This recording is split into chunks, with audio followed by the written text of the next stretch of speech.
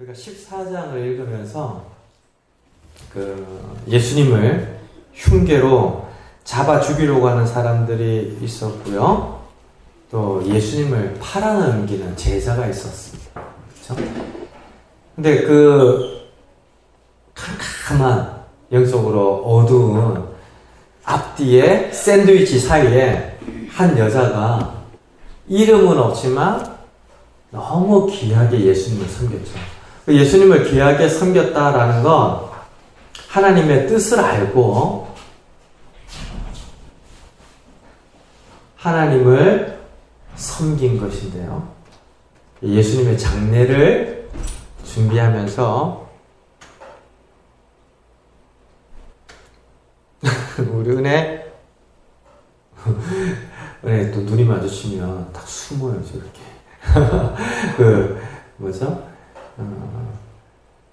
한 여인이 향유를 부으면서 예수님의 장례를 위한 준비를 하고 결국에는 예수님께 기름을 부으시는 하나님의 일에 참여하는 것을 봤습니다. 굉장히 대조적이죠. 한쪽은 사람들의 인정과 칭찬과 존경을 받을지는 몰라도 예수님에 대해서는 캄캄합니다. 근데 한쪽은 이름도 나타나 있지 않아요. 그 당시에 이름이 성경에 기록되지 않았다 그러면 말해도 잘 모르는 사람이기도 하거니와 그 이름 없는 누군가의 자리에 사실은 모든 성도들의 이름이 초청받고 있다라고 보시면 틀림없습니다.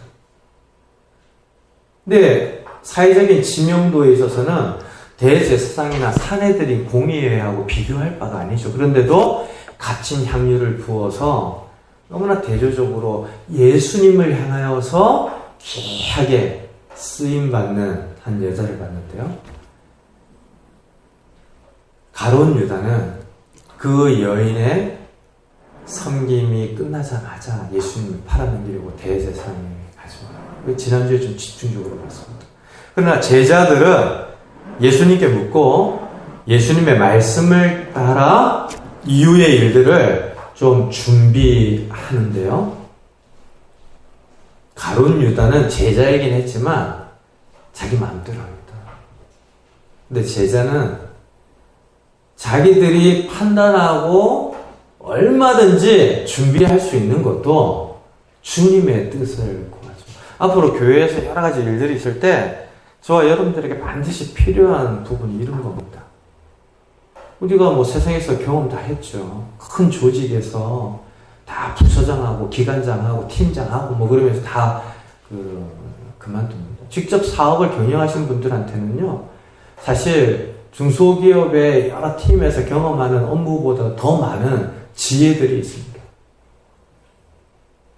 근데 그런 다 경험을 했기 때문에 교회에서 그런 경험을 바탕으로 의뢰인 무엇인가를 결정하고 판단하기 쉬운데 사실은 그 일들 가운데 가장 중요한 것은 주님의 뜻이죠. 어떤 때는 주님의 뜻이 굉장히 비상식적으로 나타나기도 하고요. 논리적이지 않은 결정들을 하게 됩니다.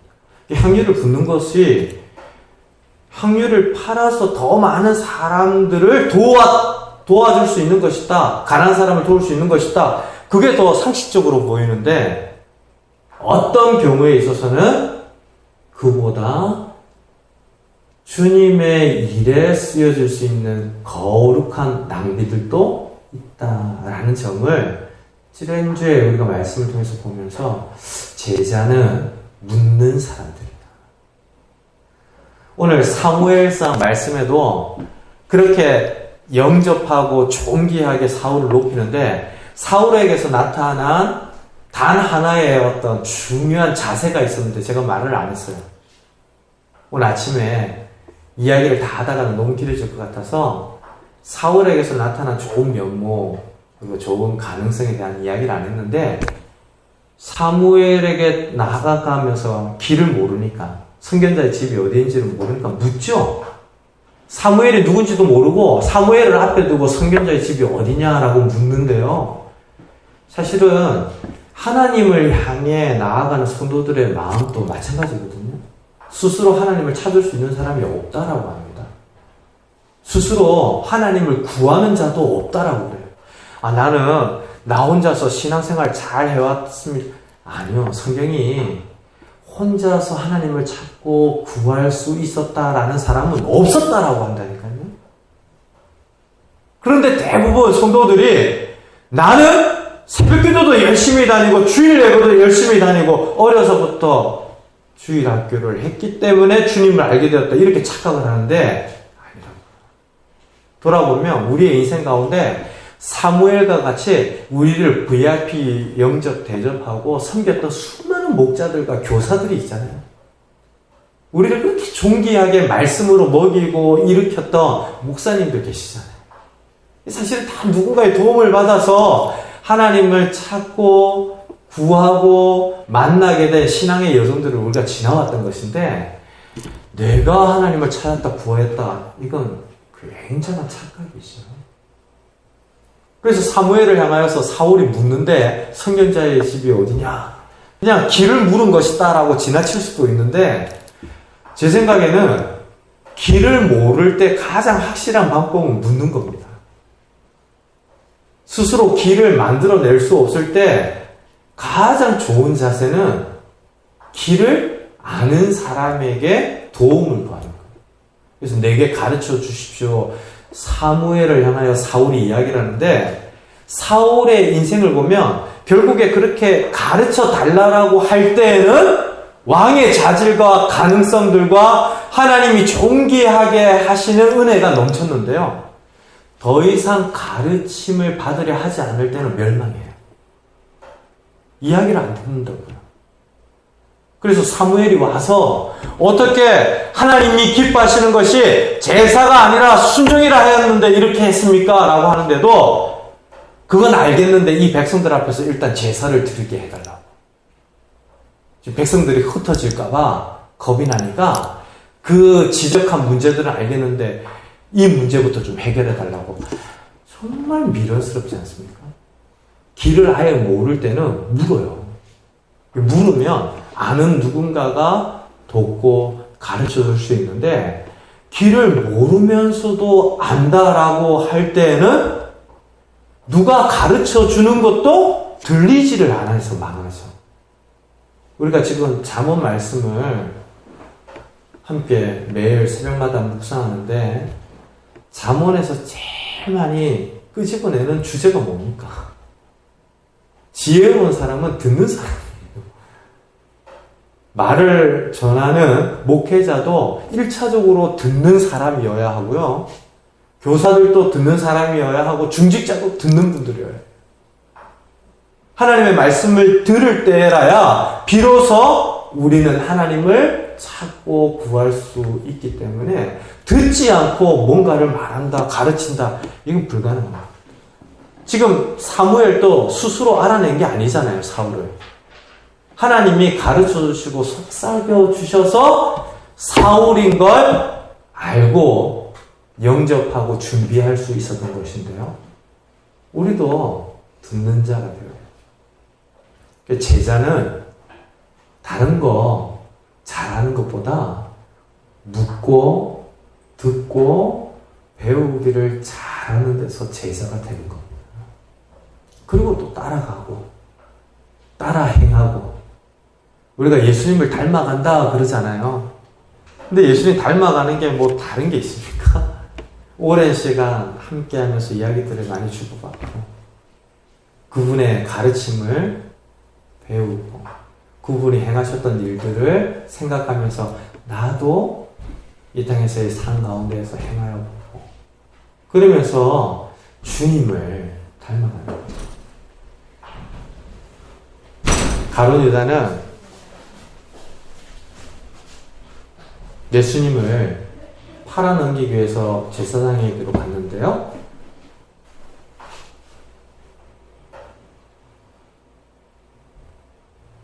제자들은 6월절 식사를 준비하면서 예수님께 묻고 예수님이 하신 말씀 그대로 준비를 했다.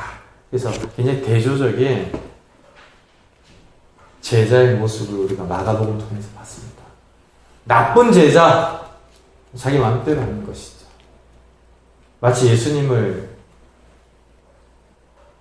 팔아 넘길 수 있는 권한이 있기라도 한 것처럼 예수님을 대세상에게 넘겨주려고 가룟 유다는 한 것인데, 진짜 제자, 좋은 제자는 묻고 하시던 말씀을 따라 어떤 일들을 준비하고 행하는 것입니다. 말하기는 우리 그 사람 교육뿐만 아니라 저와 여러분들 앞으로의 오랜 신앙생활 가운데 좋은 제자의 어떤 중심, 그런 자세, 그런 모습이 풍성하여지기를 간절히 축원합니다. 그래서 내가 신앙생활 한다 그럴 때 나한테 정권이 있는 것 같이 내 삶을 살고 신앙생활하고, 그게 결국에는 어리석은 겁니다. 주님께 묻고 하시던 말씀을 따라 준비를 하고 행하는 것인데요. 16절 우리 같이 한번 읽을까요? 14장 16절 같이 있습니다. 제자들이 나가 성내로 들어가서 예수께서 하시던 말씀대로 만나 유월절 음식을 준비하니라. 하시던 말씀대로 유월절 음식을 준비하죠. 그리고 17절 말씀인데요. 저물매 그 12를 데리시고 갔다라고 합니다. 날이 저물면 이제 유월절 음식을 예루살렘 성내에서 먹게 되어 있었어요. 그러니까 활동을 밖에서 하더라도 음식을 나누는 것은 예루살렘성이 거룩한 성이거든요. 그러니까 그 주변에 있더라도 음식을 먹는 것은 성내에서 먹도록 그렇게 관례가 되어 있었습니다. 그래서 들어가서 이제 식사를 하는데요. 제자들이 이미 공간과 음식을 준비를 다 했죠. 제자들이 준비한 식탁에 함께 움직이는 것인데, 놀랍게도 12를 데리시고, 이 12 가운데 누가 있죠? 12명의 제자가 다 있죠. 근데 놀라운 것, 예수님을 팔아 넘기려고 하는 가룟 유다가 있습니다.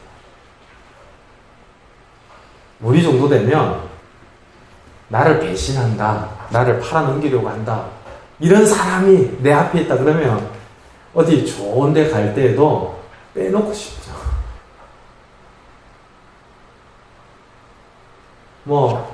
맛있는 음식점에 간다. 나랑 너무 불편합니다. 그러면 김집사든 이집사든 이야기를 안 하고 나랑 가까운 사람들끼리만 가고 싶어 하는, 그것이 어떤 면에서 인간적인 어떤 본성인데요. 예수님의 사랑은 다릅니다. 지금 예수님을 팔아넘기기 위해서 대제사장에게 가고 넘겨주기 위한 기회를 엿보기 시작했던 가룟 유다임에도 데리시고 유월절 식사의 자리에 갔었죠. 우리 성도들이 그 12 가운데 가룟 유다만 앞두고 또 가룟 유다를 향한 예수님의 사랑이 나하고는 상관없는 사랑이다, 이렇게 여기시면 안 됩니다. 가룟 유다가 어떤 면에서 나머지 11 제자와 더불어서 오늘날 예수님을 향한 고난을 마치 자기가 주인인 것처럼 남용하고 사용하는 이 크리스찬들의 모습을 대변하는 것이기도 하고요. 그럼에도 불구하고 사랑하시고 기다리시고 기회를 주시고 식사의 자리에 데리시고 가시는 예수님의 사랑을 우리에게 동일하게 보여주는 거죠. 그러니까 우리는 무수히 배신하고 하나님을 반역하고 실망시켜드리고 그렇게 사는데, 지금 예배자로 하나님을 예배하며 사는 것은 12를 데리시고 가시는 하나님의 사랑이 나를 향해서 여전히 신실하고 또 수많은 기회들을 허락하시고 지금 이 순간에도 나를 향하신 손을 놓지 않으시기 때문이다 라는 것을 깨닫게 됩니다. 내가 신앙생활 잘했다 라고 여길 때 그때가 가장 귀한 순간이기도 하지만 영적으로 잘못될 수 있는 위기의 순간이라는 거 기억하셔야 합니다. 하나님이 찾으시는 왕의 자리는 작고 비천한 자임을 아는 처음의 자리였어요. 그 처음의 자리에서 내가 진짜 왕이 되었나 보다. 사람들이 나를 위해서 정말 헌신하고 나를 높이고 나를 인정하는 것 보니까 내가 진짜 특별한 존재가 되었나 보다. 이럴 때 그 왕은 실패하고 하나님을 저버리는 멸망의 길로 걸어갑니다. 이게 이제 이스라엘 역사를 통해서 우리가 계속해서 배우게 되는 교훈이 될 터인데요. 성도도 마찬가지입니다. 언제나 처음의 자리를 잊지 않는, 내가 죽을 수밖에 없는 죄인이었는데 그럼에도 12를 데리시고 식사하러 끝까지 가시려고 했던 그 주님의 사랑 때문에 내가 지금 여기에 있다. 이걸 비로소 알 때 성도와 교회를 향한 사랑이 왜곡되지 않을 수 있는 겁니다. 사랑하는 성도 여러분, 우리 교회 이름이 뭡니까? 네? 그 사랑 교회가 처음 설립 예배를 할 때 우리 모두에게 주셨던 말씀이 무엇인지 기억나십니까? 네, 그 사랑으로 살자 이런 겁니다. 그 사랑 때문에 모이자 이런 겁니다. 그 사랑 때문에 예배하자라는 겁니다. 그 사랑이 어떤 사랑이죠? 12를 데리시고 끝까지 자신을 배신하여 십자가에 죽도록 넘기우려고 하는 자가 있음에도 배신과 음모를 준비하는 사람이 있는데도 데리시고 식사의 자리로 가시는 그 사랑. 그 사랑 때문에 우리는 예배하고 모이기에 힘을 다하고 함께 공동체를 이루어 나갑시다. 사실 로마서 5장에 그 사랑을 근거해서 우리가 말씀을 함께 나누면서 예배를 드리기 시작했는데요. 가룟 유다가 포함된 12를 데리고 가시죠. 그리고 18절 보십시오. 그 12 중에 가룟 유다가 있다는 사실을 예수님 모르실 리가 없습니다. 분명히 알고 계셨는데요. 같이 있습니다. 다 앉아 먹을 때 예수께서 이르시되 내가 진실로 너에게 이르노니 너희 중에 한 사람 곧 나와 함께 먹는 자가 나를 알리리라. 굉장히 충격적인 이야기를 하십니다. 제자들 가운데 한 사람입니다. 너희 중에 한 사람, 그리고 곧 뭐라고 설명합니까? 나와 함께 먹는 자라고 하는데요. 우리가 아까 예배를 마치고 한 상에 둘러 앉아 식사를 나누죠. 근데 나와 함께 먹는 자는 그렇게 특별한 관계입니다. 친밀한 관계입니다. 지나가는 사람 누군가가 같이 갑작스럽게 밥 먹고 그런 일 없죠. 어디 식당에 갔는데 손님은 많은데 식탁을 굉장히 여유가 없어요. 그래서 간혹 전혀 모르는 사람과 한 식당에서 식사를 해보신 적 있어요. 진짜 불편합니다. 음식을 먹긴 먹는데 말을 이야기하기도 그렇고요.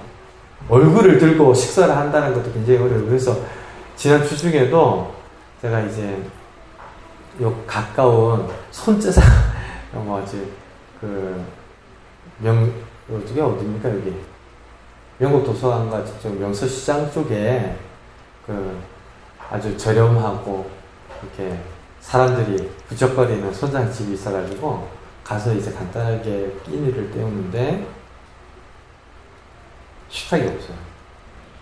그래서 저는 먹고 있는데 그 옆에 누군가 먹고 드시고 있는 자리에 다른 손님을 합석을 시키는데요. 제가 순간 나 빨리 먹어야겠다. 빨리 먹고 늦게 써야겠다. 이런 생각이 들고 그 옆에 낯선 분들끼리 앉은 식탁을 봤는데 진짜 어정쩡한 식사 시간이 되겠구나 이런 생각이 들더라고요. 나와 함께 먹는 자는 굉장히 가까운 관계를 해요. 그러니까 제자 12도 70명의 제자, 아니 더한 수의 제자들 가운데 그렇게 초대교회를 위하여 선별된 사람들이었으니까 12 중에 하나도 굉장히 가까운 관계를 의미하는데요. 나와 함께 먹는 자가 나를 팔리라. 굉장히 충격적이죠. 사랑하는 성도 여러분, 먼 사람은 배신 안 합니다. 나와 무관한 사람들은 그렇게 나를 팔아넘기는 일들을 할 수가 없습니다. 가까운 사람들이 하는 겁니다. 예수님께서도 이와 같이 나와 함께 먹는 자가 나를 팔리라 라고 말씀하셨다면 모든 시대의 공동체 가운데 이런 일들이 있다라는 얘기입니까? 없다라는 얘기입니까? 있습니다. 모든 교회와 공동체 가운데 가까운 사람이 나를 팔아넘기는 것 같은 일들 꼭 만납니다. 그때 어떻게 믿는 사람이 저럴 수가 있지? 교회 다니는 사람이 더하네. 그러면서 스스로 시험들 핑계를 만난 것처럼 좋아하지 마시고요. 오히려 그런 때에 그래, 예수님께서 미리 내게 말씀해 주셨지. 예수님도 그렇게 십자가를 가셔야 했지. 가룟 유다의 배신과 음모를 당하신 예수님의 마음은 어떠셨을까? 그때 예수님 이기셨지. 그걸 붙들고 성도도 나랑 가까운 사람이 나를 팔아넘기는 일들, 공동체 가운데 일어나더라도 감당할 수 있도록 준비가 되어야겠죠. 근데 사람이 참 이렇게 재성이 안 좋은 쪽으로 기울어지는 거 좋아하거든요. 그래서 상처받은 것 때문에 예수님 못 믿겠다 이래요. 근데 그게 진짜 상처 때문에 예수님 안 믿겠다라고 하는 말을 저는 못 믿겠어요. 그건 핑계죠. 구실입니다. 그게 성경에서 이야기하는 사람이고요. 저의 신앙생활을 돌아보면 그래 맞습니다. 이 성도들도 마찬가지예요. 이렇게 배신과 음모에도 예수님께서 12를 데리고 가시고 6월절 식사 자리에 그대로 이끄시는 것을 보면 언제나 그런 일들을 더 큰 사랑이 압도해낼 수 있습니다. 우리 성도들에게 더 큰 사랑이 스스로 생겨나지는 않거든요. 하나님이 주신 은혜가 고갈되지 않고 황폐해지지 않고 늘 샘솟는 것처럼 우리의 신령 가운데 채워질 때 그 사랑이 그와 같은 배신마저도 이기는 능력이 되는 줄로 믿습니다. 그래서 우리가 예배할 때 그 큰 사랑 찬양할 때 예배할 때 늘 묵상하면서 내가 먼저 사랑받고 섬기는 자로 부름받고 저쪽이 나를 돕고 높여야 할 사무엘이 아니라 가만 보면 저쪽이 사울이구나 이렇게 먼저 섬기는 사무엘이 될 수 있다면 그런 역할들을 성도들이 감당해 갈 수 있다면 더 귀하겠죠. 그렇게 예수님이 충격적인 말씀하시니까요. 19절 보십시오. 같이 읽을까요? 그들이 근심하며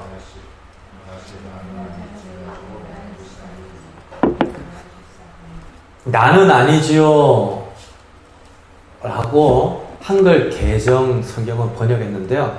옛날 보던 개역 한글 성경은 내니까 이렇게 물었어요. 근데 이 두 질문, 두 번역 다 그래 라고 하는 대답을 기대하는 겁니까? 아니 라고 하는 대답을 기대하는 겁니까? 예.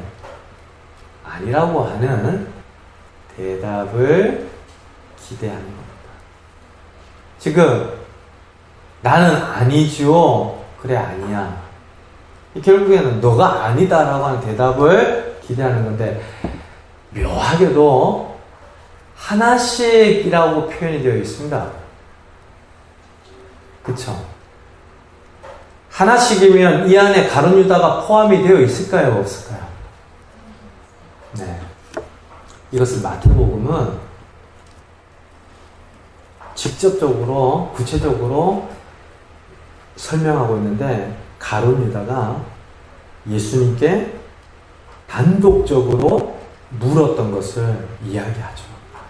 근데 마가복음은 가룟 유다가 예수님을 향하여 이 마지막 식사 가운데 어떤 액션을 취하는지 주목시키지 않습니다. 끝까지 덮어줘요.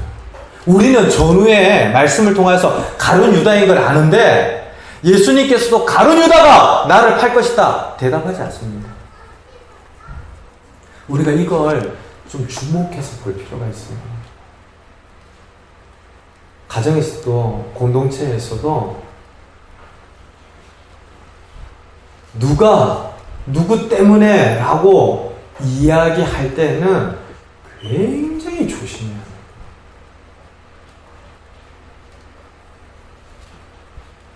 그것이 결국에는 그 당장의 문제를 해결하도록 도울 수는 있겠지만요, 상처가 남습니다.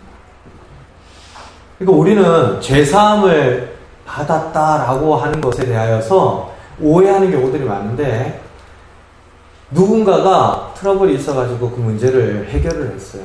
한쪽이 한쪽을 용서를 합니다. 그러면 그 용서한 이후에 우리 이제 아무런 일이 없는 것처럼 지내자. 그런데 어떻든가요? 어느 한쪽이 용서해주고 어느 한쪽이 잘못을 인정하면서 이렇게 화해하게 될 때 그 흔적들이 남아서 어느 누군가의 수치심이 되고 죄책감이 되는 일들 너무 많은 거죠.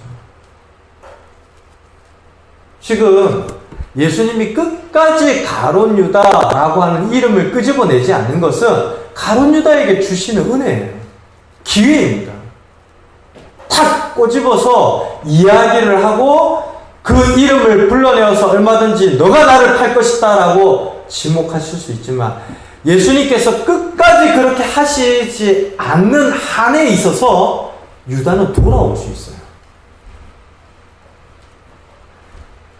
예전에 초등학교 교실에서 아이들 가지고 싶은 물건들 이렇게 가지고 또 훔치고 그런 일들이 어릴 때 종종 일어났잖아요. 선생님이 누구 거를 손을 댔는지 아셔요.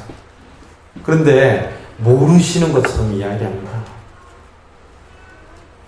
누굴 딱 지목해서 모든 사람들이 있는 앞에서 망신을 주고 엄히 경고하는 것도 나는 바른 말 했으니까 괜찮다라고 할 수 있는데 그렇지가 않아요. 다른 사람들이 있는 앞에서 가룟 유다! 라고 이야기를 하는 순간 가룟 유다는 철저히 깨어지게 되어 있습니다. 인간의 그 연약한 본성을 아시고 죄성을 아시고 가룟 유다! 하고 지목하지 않고 오후 3시까지 학교 마치고 집으로 돌아가기 전까지 쉬는 시간이나 체육 시간에 아까 없어진 거 선생님 교탁이나 친구 책상 위에 올려놔주면 좋겠어? 그렇게 덮어주며 기회를 줍니다. 지금 12를 데리고 식사 자리로 가시고 누가 예수님을 할 것인지 예수님은 아시죠. 제자들은 모르지만 제자들은 다른 제자들의 이 속을 모릅니다.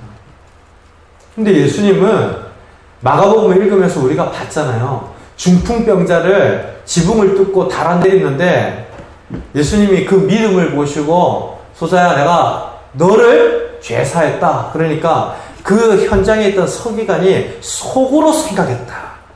그렇게 성경이 이야기해요. 속으로 야 신성모독이야. 어떻게 지가 저 사람을 보며 죄를 사해. 죄를 사하는 건 하나님 뿐이신데. 근데 바로 그 마가복음에서 뭐라고 말하죠? 예수님께서 아셨다라고. 속으로 생각하는 것도 아시어요. 그러니 가룟 유다가 기회를 엿보면서 예수님을 팔아넘기려고 하는 일에 대하여서 왜 모르시겠습니까? 그런데도 12 중에 하나, 나와 함께 먹는 자, 그죠? 그리고 하나하나씩 나는 아니지요 라고 묻는 그 질문에 예수님 뭐라고 하십니까? 20절 보세요. 그들에게 이르시되 12 중에 하나 곧 나와 함께 그릇에 손을 넣는 자니라. 여기 그릇은 이 과일 소스라고 보시면 됩니다. 그 당시 유월절 식사를 할 때 떡을 나눠서 먹는데 이 떡이 무교병이에요. 무교병은 누룩이 들어가 있지 않아서 딱딱합니다. 그러니 오늘날 우리가 딱딱한 빵들을 먹을 때 이게 잼이라든지 그 입속에 어떤 식감들을 돋는 소스를 찍어서 먹는데요. 그와 같이 과일을 으깨어서 만든 이 국물 그릇을 이야기합니다. 근데 보통 2-3사람 그리고 많으면 4-5사람까지 하나의 그릇을 사용을 했는데 팔이 그만큼 닿을 정도 가까운 거리에 있는 사람입니다. 그런 사람 중에 한 사람이다. 예수님이 한 식탁에 함께 먹는 자이고 나와 함께 그릇에 손을 넣는. 그러니까 이게 누구인지 어리둥절한데 제자들은 알지 못하지만 누군 확실하게 알죠? 가룟 유다는 예수님께서 그 한 사람을 계속해서 향하여 긍휼을 베푸시고 기회를 주시는 것이죠. 그런데 가룟 유다는 결국 반응하지 않습니다. 누가복음은 이미 그 안에 사단이 들어갔다 그래요. 하나님의 말씀을 듣고도 반응하지 못하고 그 말씀에 인격적으로 감응하지 못할 때에 진짜 위험한 때라는 것이요. 우리 안에 다른 게 꽉 차있기 때문이죠. 욕심에 사로잡혀 있거나 다른 거짓된 것에 지배를 받고 있거나. 지금 가룟 유다가 그런 기회에도 불구하고 돌이키지 않고 끝까지 예수님을 팔아넘기는 일을 하고야 마는데요. 예수님께서 21절에 참 안타까워하시며 탄식하십니다. 우리 같이 한번 읽을까요? 인자는 자기에 대하여 기록된 대로 가거니와 인자를 파는 그 사람에게는 화가 있으리로다. 그 사람은 차라리 나지 아니하였더라면 자기에게 좋을 뻔하였느니라. 예수님은 가게 되어 있습니다. 여기에서 가거니와 라고 하는 것은 운명 같은 겁니다. 하나님의 뜻과 계획에 의하여서 예수님은 십자가를 지시기 위해 이 땅에 오셨어요.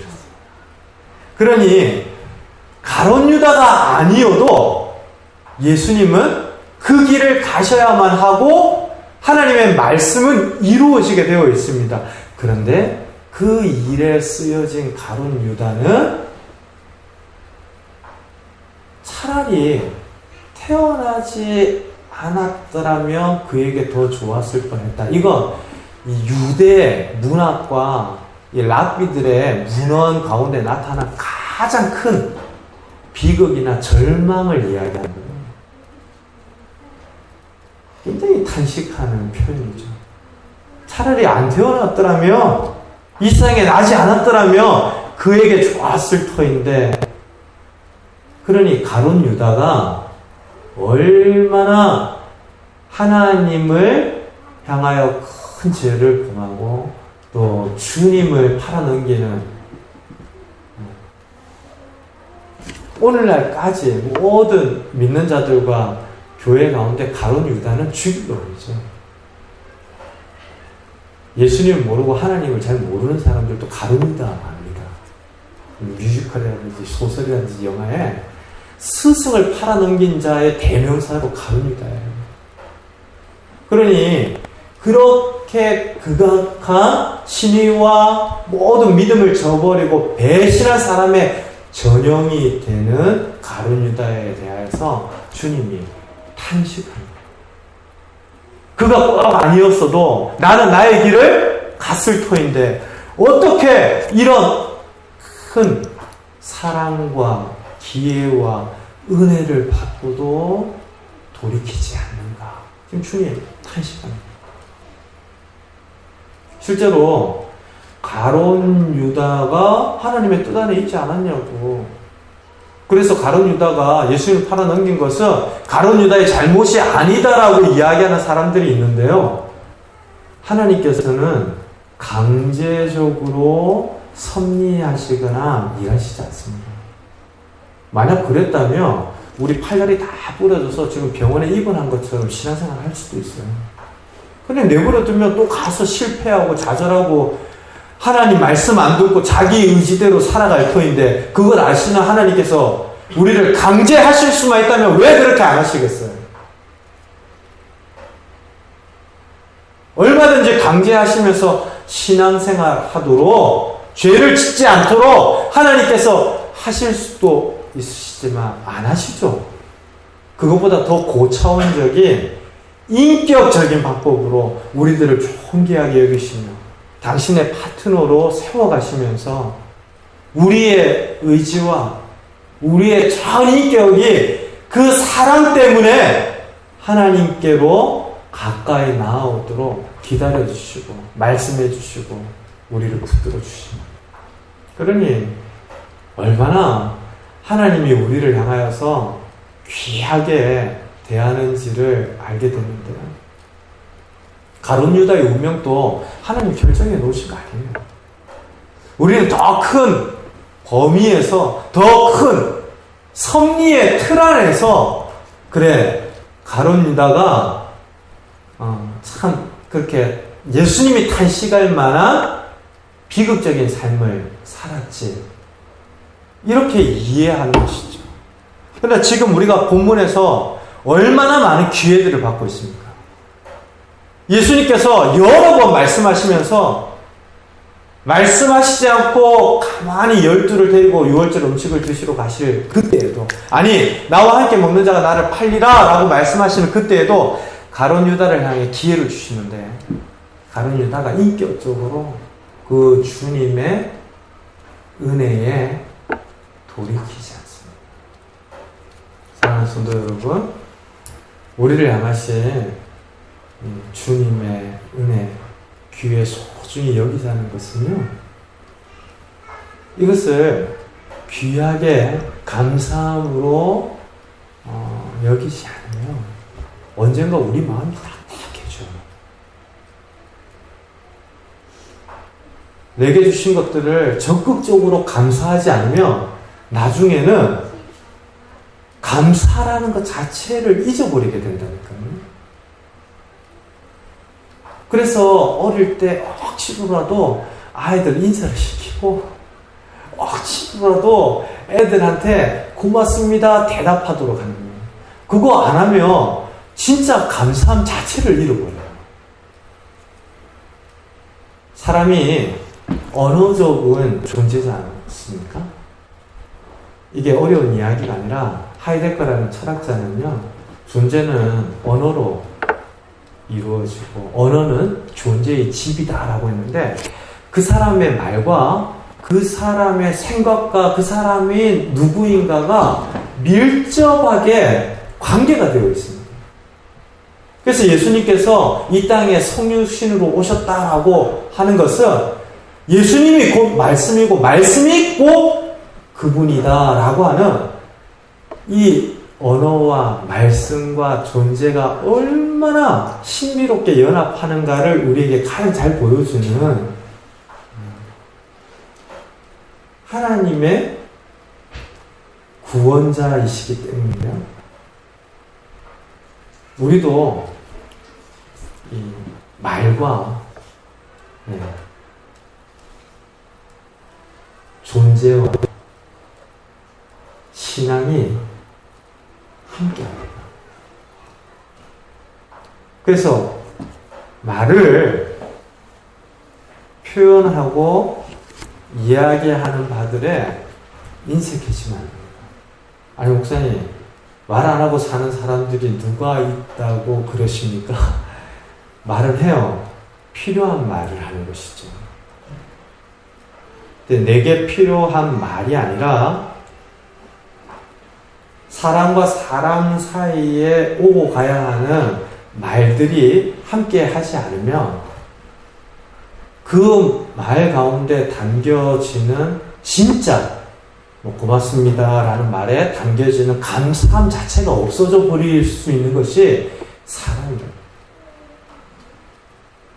그래서 어릴 때 신앙 훈련이 그렇게 중요하다고 성경 말씀 외우게 하고 가르치는 것인데 저는 진짜 감사해요. 만약 그것마저 없었으면 제가 진짜 독하게 살았을 것 같다 이런 생각만 해요. 어릴 때 그렇게 힘들었던 적은 많죠. 그런데 그렇게 힘든 시간들이라도 없었다면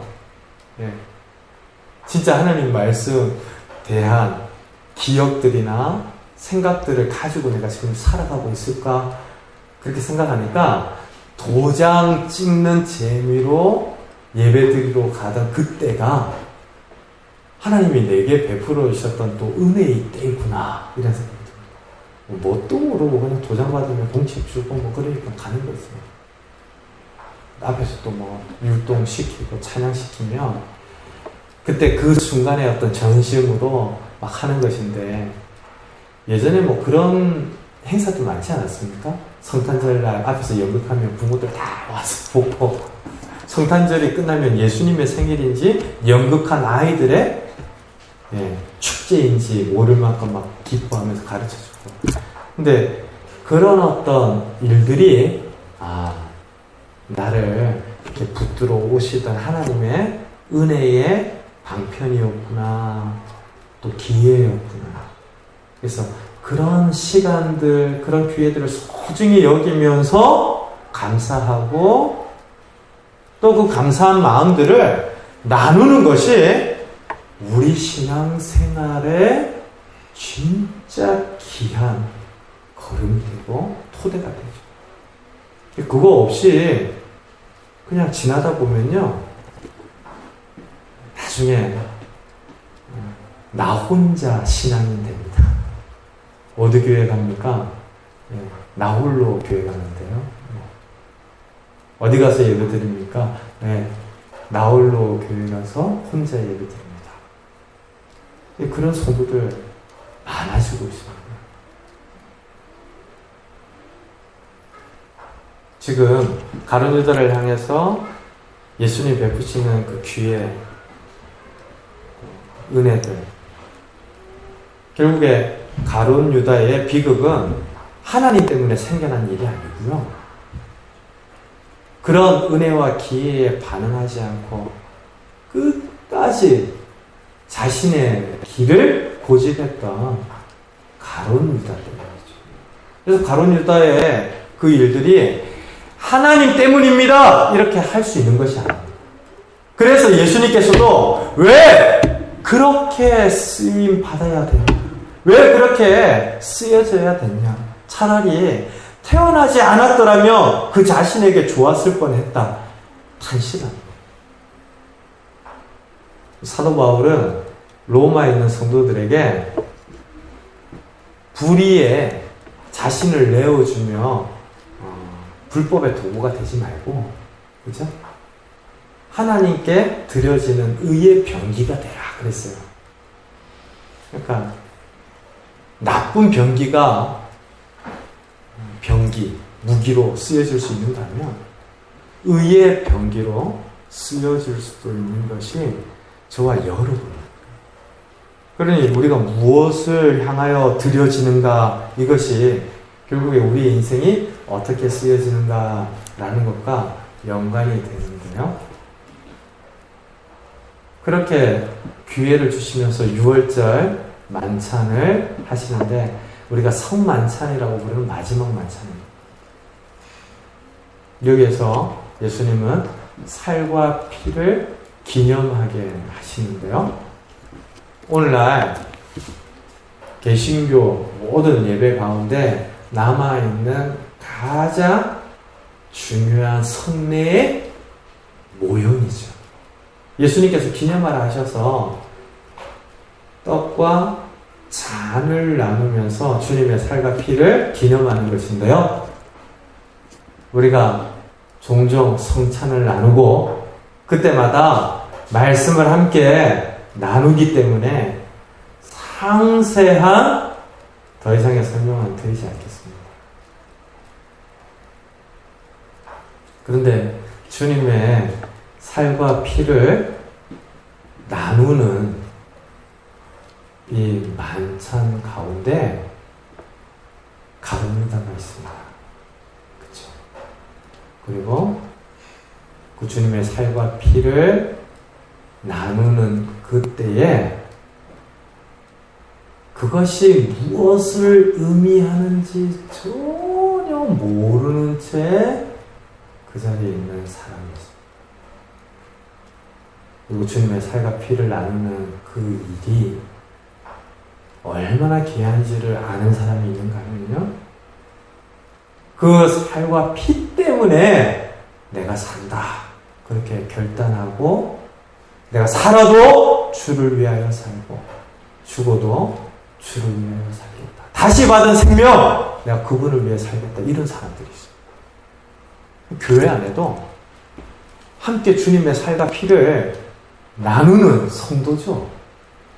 네, 그 안에도 여러 형편과 모양의 성도와 중심이 있다라고 하면 우리가 이런 말씀 앞에서 어디로 나아가야 하겠어요? 어떤 모습으로 주님과 함께 식탁을 공유하는 제자가 되어야 하겠습니까?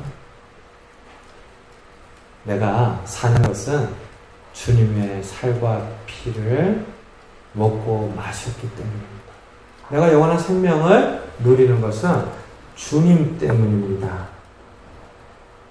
그것으로 인하여 기뻐하고 감사하고 또 그 큰 사랑을 생각할 때마다 뭐 오리 가자며 심리 가지고, 그리고 자기 생각하기보다 함께한 지체들 생각 귀히 해주고, 안 해줘도 되는 거 해주고 이런 게 아니고요,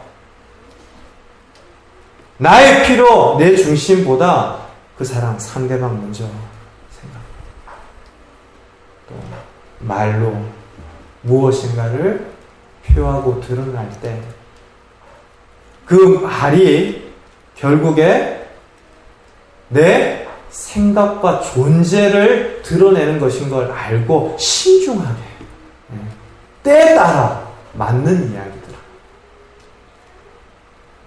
그런 어떤 섬김과 도움과 함께함이 함께 식사하는 제자 공동체 가운데 살아나고 풍성해지면 좋겠다라는 생각이 드는 것입니다. 바라기는 예수님의 성찬을 저와 여러분들은 함께 합니다. 주님의 살과 피 때문에 다시 산 존재, 성도입니다. 그 사랑 생각하실 때마다 서로를 귀히 여기고 그리스도의 몸된 공동체를 더 사랑하십시오. 교회를 더 사랑하십시오. 그리고 성도를 더 기뻐하고 감사하십시오. 그것이 함께 살을 나누고 함께 주님의 피를 나눈 제자가 그 은혜 때문에 행할 일이죠. 이번 한 주 동안 그런 은혜가 우리 모두의 가정과 교회 공동체 가운데 풍성하게 넘쳐나기를 주님의 이름으로 축원드립니다. 우리가 한번 기도할까요?